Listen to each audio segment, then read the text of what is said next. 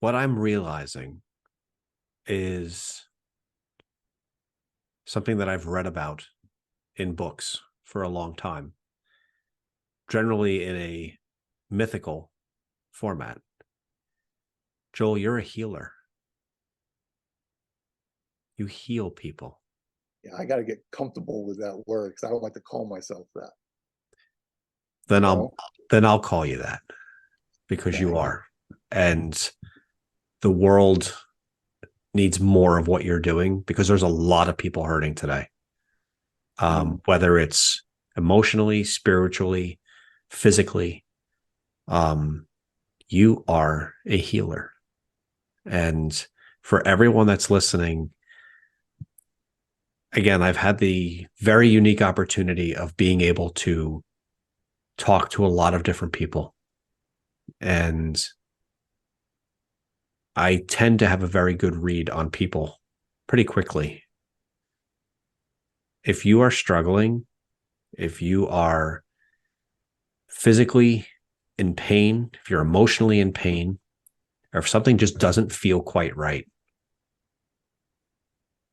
my non-professional advice is that you reach out to Joel, because everything that I am hearing and you're hearing as you're listening to this, I hope if nothing else, it provides you with a path that you could take that, yes, may be not the normal path. It's the path definitely less traveled. But just like in anything that we talk in so many different parts of life, we're always told to take that path less traveled. Do yourself a favor, do your loved one a favor, make a recommendation of someone. If you know someone is hurting, please. Joel may be the shot that you didn't know you had. I know that was a little bit of a soapbox there, so I apologize for that. But I Well, wanted to get it out.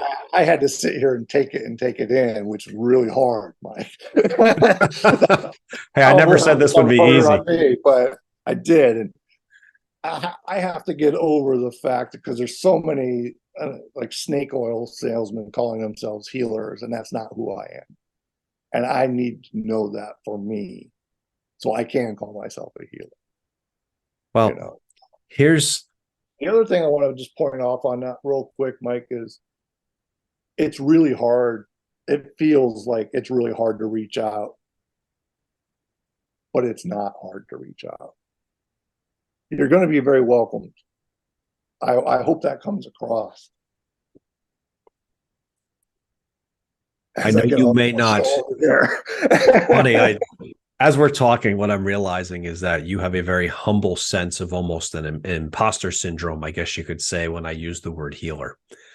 But in I don't today's understand what world, the imposter syndrome is because I know I don't have that. So I'd have to look it up to like, what is that? Because, you know. well, look, in today's world, we see a lot of things in social media and things where people say you need to shout your affirmations at the mirror, you need to say who you are, you need to do this, you need to do that.